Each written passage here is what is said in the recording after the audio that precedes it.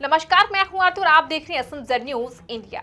ये खबर जो मैं आपके साथ जिक्र करने जा रही हूं, इसके बारे में अपने विचार जरूर बताइएगा, क्योंकि एक तरफ एक कातिल, एक दुष्कर्मी, एक बलात्कारी को बार बार पैरोल दी जाती है, फरलो दी जाती है, समय समय पर उसे रिहाई मिलती है, और दूसरी तरफ जिसने कभी कोई गुनाह ना किया हो उसके ऊपर पॉक्सो जैसा एक्ट लगाकर एफआईआर दर्ज की जाती है।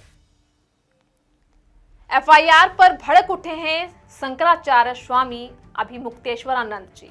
जब उन्होंने एफआईआर में पॉक्सो एक्ट के अंदर उनका नाम दर्ज हुआ है तो काफी ज्यादा भड़के हुए नजर आए, और उन्होंने बयान जारी किया कि सारी बातें, सारे आरोप जो हैं वो झूठे ही साबित होंगे, क्योंकि भगवा चोला पहनकर, भगवे रंग के चोले को धार कर लोग सनातन धर्म को कमजोर करने की, नष्ट करने की लगातार कोशिश कर रहे हैं।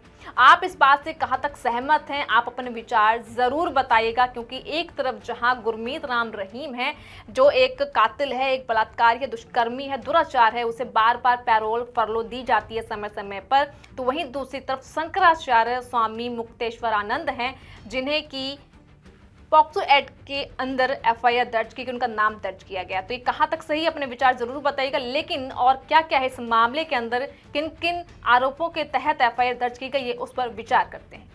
शंकराचार्य स्वामी अभिमुक्तेश्वरानंद ने अपने खिलाफ पॉक्सो एक्ट में दर्ज हुई एफआईआर पर बयान जारी किया। उन्होंने एफआईआर दर्ज होने पर नाराजगी व्यक्त करते हुए कहा कि सनातन को नष्ट करने की कोशिश है।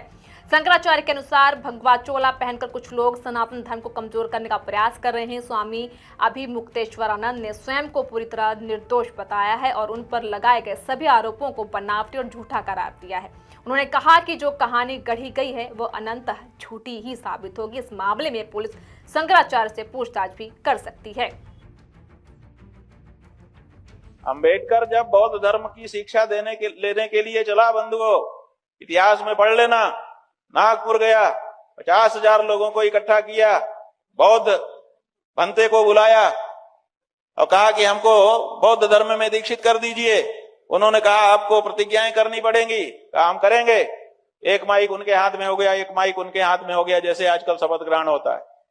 50,000 लोगों के सामने बौद्ध भिक्षु ने वचन पढ़ाए। कहा बोलिए धम्मम शरणम गच्छामि। अंबेडकर ने कहा धम्मम शरणम गच्छामि, एक प्रतिज्ञा हो गई। उन्होंने कहा बोलिए बुद्धम शरणम गच्छामि। अंबेडकर ने कहा ठीक है, बुद्धम शरणम गच्छामि, 2 प्रतिज्ञा हो गई। फिर भिक्षु ने कहा बोलिए संघम शरणम गच्छामि। अंबेडकर ने मना कर दिया कि मैं ये नहीं बोलूंगा, मैं संघ की शरण में नहीं जाऊंगा।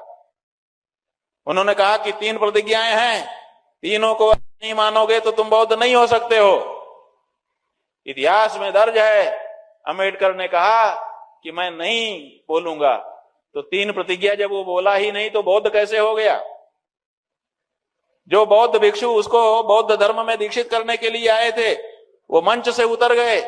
उन्होंने कहा कि ये प्रतिज्ञा पूरी नहीं हुई, इसलिए अंबेडकर बौद्ध नहीं हुआ। अंबेडकर भी पीछे पीछे मंच से उतरा। पत्रकारों ने पूछा कि आप बौद्ध हो गए?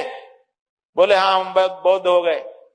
उन्होंने कहा कि अभी अभी भिक्षु जो आपको बौद्ध धर्म में दीक्षित करने के लिए आए थे, उन्होंने वक्तव्य दिया है कि ये बौद्ध नहीं हो सके क्योंकि इन्होंने तीनों प्रतिज्ञाओं का उच्चारण नहीं किया।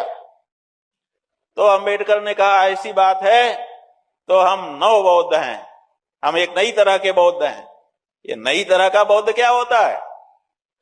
माने अपने जेब का है क्या कि जो चाहो अपने जेब से निकाल लो? बुद्ध बौद्ध बना सकते हैं, अंबेडकर तो बौद्ध नहीं बना सकते थे। तो उन्होंने जब उन प्रतिज्ञाओं का